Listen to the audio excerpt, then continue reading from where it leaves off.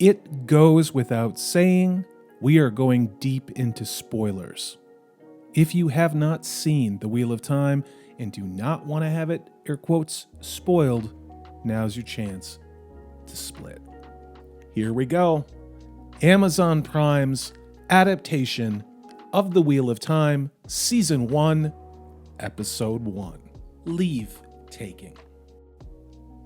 Amazon's Wheel of Time has strayed beyond anything that I have ever seen from the source material.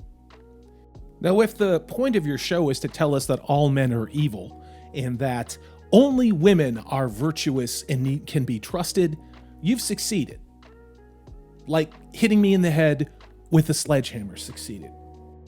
What the showrunner has Moiraine saying about the Dragon Reborn and how the world was broken is absolutely untrue and a complete mischaracterization. For those of you who've read the books, you know exactly what I'm talking about. And oh yeah, there's this one really big important thing, and it's about the Dragon Reborn. The Dragon Reborn is a man. It has always been a man. It has always been male. It will always be male. In that opening exposition, that completely destroyed the basis of so many storylines going forward through all of the books of the Wheel of Time series. I'm not going to get into the differences between the feminine side of the magic and the male side of the magic. I'm not going to go all into that and how one has a taint that someone needs to learn to overcome.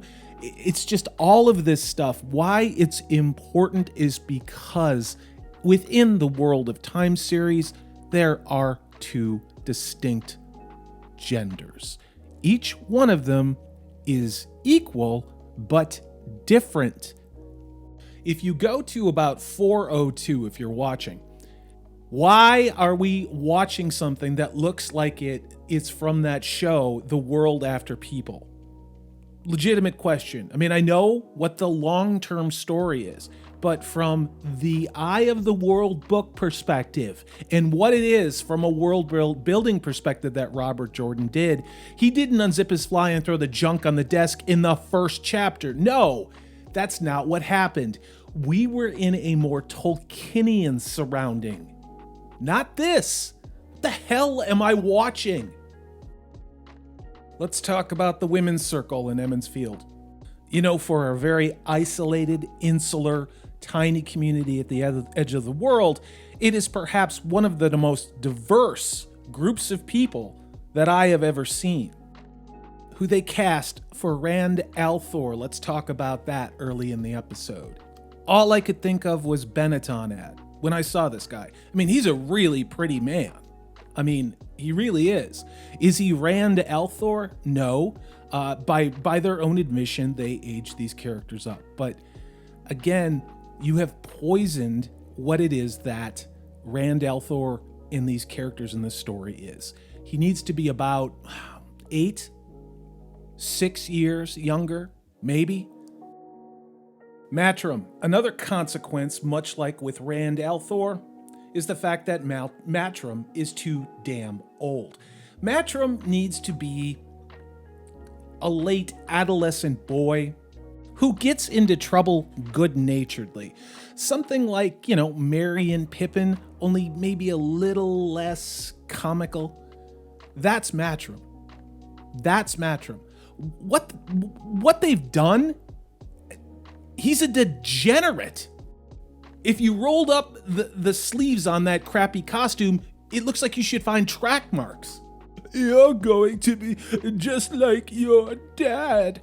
Oh boy, yeah, Matrim's mom is apparently a junkie or an alcoholic because, of course, her no-good philandering husband drove her to drink, which is why Matrim has a gambling problem. He is also a thief who steals jewelry from women that he sleeps with. Wow, what a great inspirational representation of Matrim. And Perrin. Perrin, you're married. Your life is over. Well, here's the thing. Your life never started.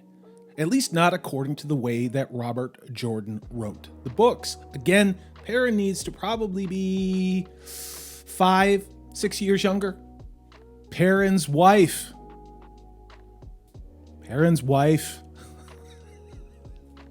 It goes without saying that Perrin never killed his wife because he never had a wife, because he was a teenager.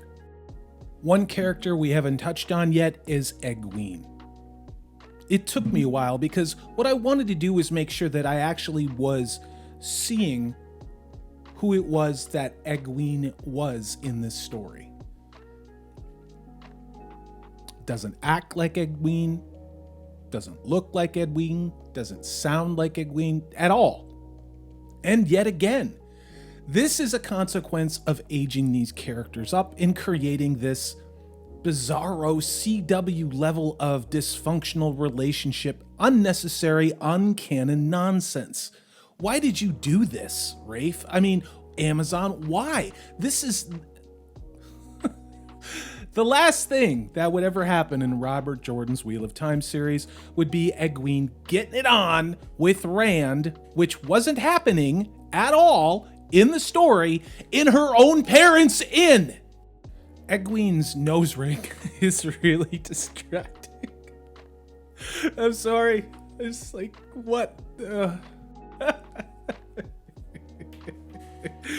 You know, one thing I've always wondered, seriously, have you thought about this?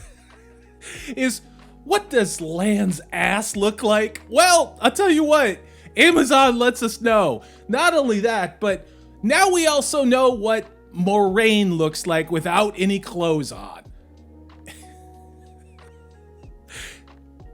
The Wheel of Time is not Spartacus. The Wheel of Time is not Game of Thrones. Amazon has absolutely picked the wrong intellectual property to force those changes on. And Nynaeve. Why is Nynaeve cleaning rocks? It's a scene that, until you see it, you really don't appreciate what kind of a WTF moment it is.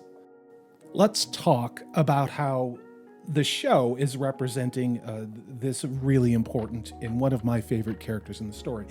Nynaeve should be older, 4 or 5 years older than Rand, Matrim, Perrin, Egwene.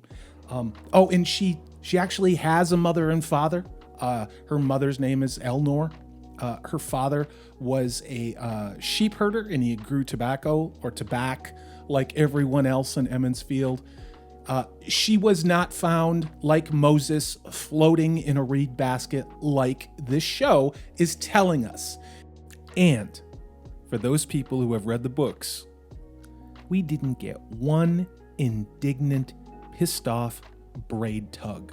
Not one. I don't know what else to say. That's not Nynaeve. And you can see where this all fits into what the showrunner himself called the major changes that he was going to make to Wheel of Time. Namely that the Dragon Reborn can be a male or a female, which is entirely wrong. Out of all of the changes that Rafe Judkins made, that was the most destructive and irredeemable. And that story that Nynaeve gives about the old wisdom, absolute fabrication, never happened in the book. But hell, we can say that about a lot of things at this point. I'm getting hoarse from yelling. The Trollocs, they're all right. They could have done a lot more. They don't feel as ferocious as they could be. What I'm honestly reminded of is the movie Legend from the early 80s. I'm kind of getting that, early 80s film, dated practical effects feel to them. They don't scare the hell out of me the way they did in the books. Speaking of which, that entire scene where Rand is with his dad in their isolated farm, again, the aging up changes the entire dynamic of this. We have a strong, healthy, full-grown man who looks to be in his mid-20s, that being the representation of Rand al'Thor. And then his dad, who looks older than I do, maybe mid to late 50s. His dad is the only one that seems to have any ability to protect them at all. Now, before everybody loses it, I do understand the history of Rand's father.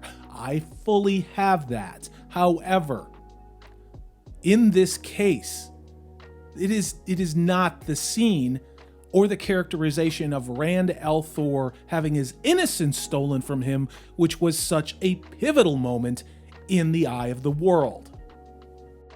The heron-marked blade. Talk about underwhelming.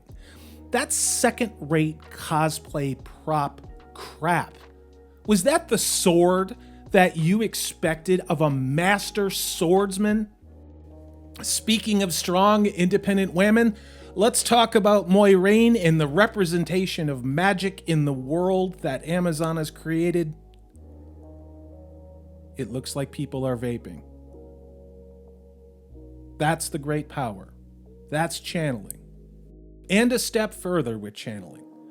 Why does weaving look like they're modeling it after Joe Cocker's onstage performances from the 1970s? If you haven't seen them, they actually did a skit on Saturday Night Live where John Belushi portrayed how jerky and flailing he was while he sang. Now, as I've been creating and editing this video, I've been getting pinged on YouTube, as well as Twitter, by people telling me how it just gets so much better after the third episode. I'm not sure how that works. If foundationally the thing that I love has been destroyed, how is it going to get any better? It's Amazon's responsibility to get me to watch. It's not my responsibility to give Amazon a break to see if I want to watch it. And at the end of the day, after all that I just endured and all of the ranting that I did, a lot of which will probably end up on the cutting room floor that you will not hear because this video would be way too damn long, it boils down to this. The Wheel of Time is just not good.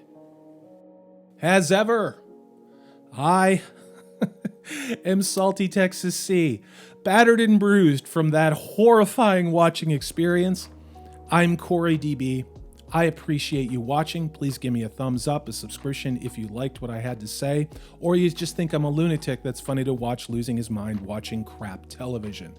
Regardless, you have an awesome day.